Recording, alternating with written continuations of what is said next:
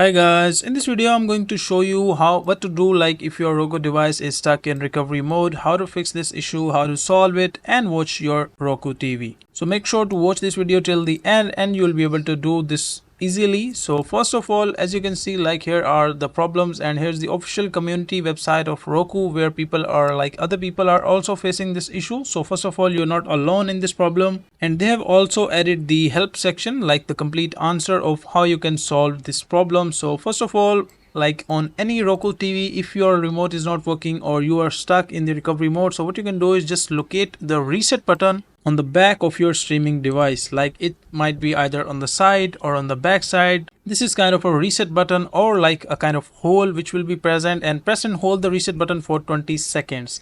Like if your device has a reset pinhole or like a straightened paper clip or similar, like you might find a button or a reset pinhole or anything similar like that, and there will be written like the reset. So make sure to press the button for 20 seconds. Like normally it is for 10 seconds, but make sure to press it longer for the hard reset. So just press it for 20 seconds, and once you press it for 20 seconds, after a moment your device will restart and display the recovery mode screen. Use your remote to like select your preferred language and click on OK, and once you click on OK, it will just turn on. And so make sure the first step is to connect to the internet, and once you connect to the internet, update it.